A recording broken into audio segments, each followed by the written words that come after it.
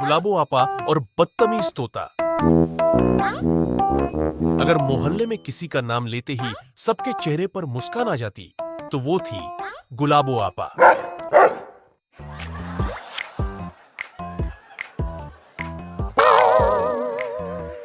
इतनी मशहूर कि अगर जमीन भी हिलती तो लोग कहते, अरे भाई, गुलाबो आपा सीढ़ियों से उतर रही है।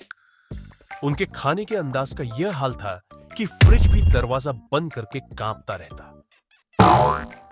और उनके शरीर का हाल यह था कि एक बार वो रिक्शे में बैठी तो रिक्शा हिलने की बजाय जमीन में धंस गया। रिक्शे वाले ने पूरा जोर लगा लिया मगर रिक्शा हिला तक नहीं। आखिरकार लोग जमा हो गए। किसी ने धक्का दिया, किसी ने गुलाबो आपा का हाथ पकड़कर खींचा और जब बड़ी मुश्किल से वो बाहर आई तो रिक्शा वाला माथे से पसीना पोंछते हुए बोला, बीबी जी, आज के बाद ट्रक मंगवा ले, रिक्शा हमारा कमजोर है।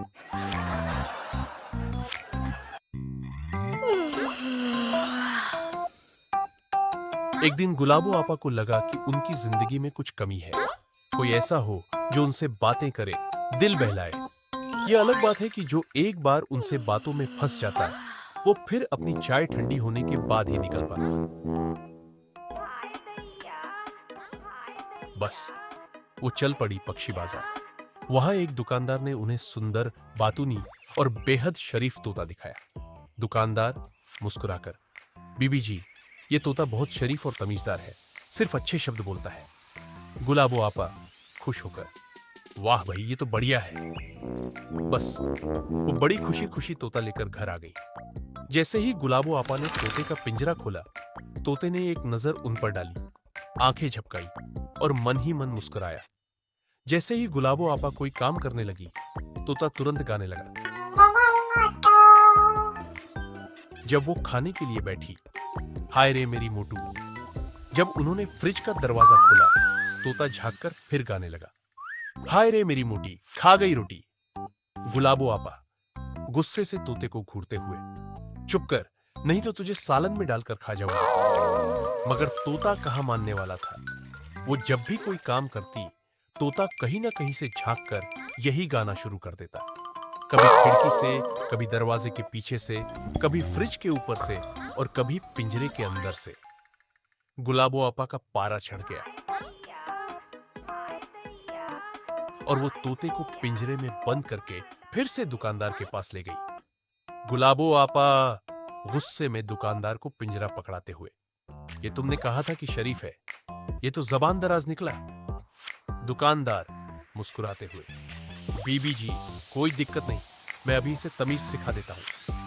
यह कहकर वह तोते को दुकान के अंदर ले गया। अंदर से अजीब आवाजें आने लगी, छप छप छप छप। दुकानदार तोते को पानी में डुबकी दे रहा था। दुकानदार गुस्से में, अब बता, तू मोटू बोलेगा? तोता जोर से, हाँ जरूर बोलूंगा। दुकानदार ने फिर से तोते को पानी में डुबकी दे दी। दुकानदार, अब बोलेगा? तोता कांपते हुए, नहीं नहीं, अब नहीं बोलूंगा। दुकानदार ने तोते को बाहर निकाला। अब वो बिल्कुल शरीफ बनकर सिर झुकाए तमीजदार अंदाज में चल रहा था। गुलाबो आपा खुश होकर, अब ठीक हो गया। गुलाबो आपा ने चैन की सांस ली और संतुष्ट होकर तोते की तरफ देखा। दुकानदार ने भी गर्व से सिर हिलाया, जैसे कह रहा हो, समस्या हल हो गई। लेकिन जैसे ही तोते की नजर फिर से गुलाबो आपा पर पड़ी, उसने धीरे से दुकानदार की तरफ देखा और बोला, ले आओ भाई, पानी ले आओ। गुलाबो आपा का गुस्सा आसमान पर पहुंच गया।